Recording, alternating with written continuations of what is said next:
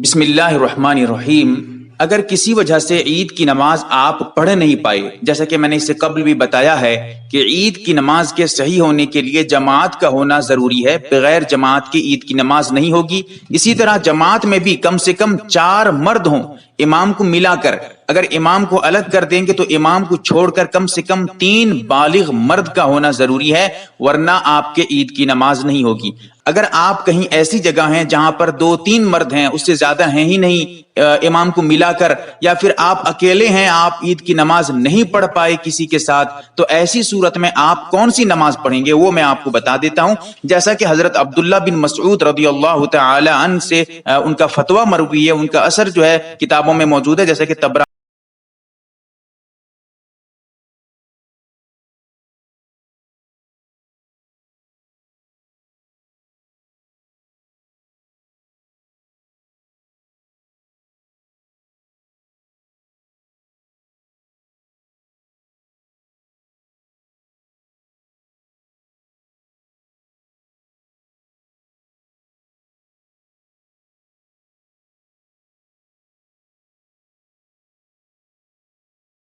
पहले पहले तक किसी भी वक्त पढ़ सकते हैं। लेकिन अगर आप ऐसी जगह हैं जहां पर ईद की नमाज बाकायदा होती है, चाहे मस्जिद में 5-6 आदमी पढ़ते हों या किसी के घर में भी ईद की नमाज पढ़ते हों लॉकडाउन की वजह से, ऐसी सूरत में आपके इलाके में किसी भी जगह एक जगह ईद की नमाज हो जाएगी, उसके बाद आप ये 4 रकात पढ़िएगा। यानी किसी भी एक जगह, तमाम जगह नहीं।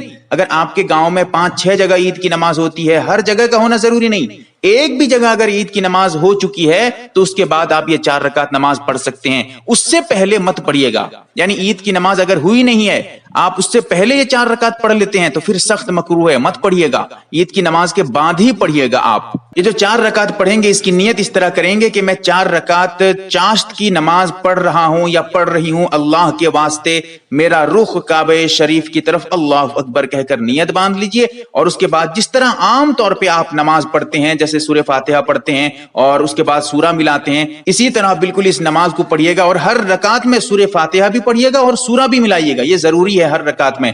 इस तरह करके एक सलाम से 4 रकात आप पढ़ लीजिएगा। उसके साथ साथ एक और मसला बहुत जरूरी है, वो भी याद रख लीजिए। अगर किसी वजह से आप ईद की नमाज नहीं पढ़ पाए हैं, लॉकडाउन है इसी वजह से मैं बता रहा हूं, तो ऐसी सूरत में आपको कोई गुनाह नहीं होगा। YAMARB दीनी मालूमात चैनल को सब्सक्राइब करें और घंटी वाले निशान को जरूर दबाएं ताकि हमारी हर नई वीडियो आप तक पहुंचती रहे। वीडियो को लाइक और शेयर जरूर करें।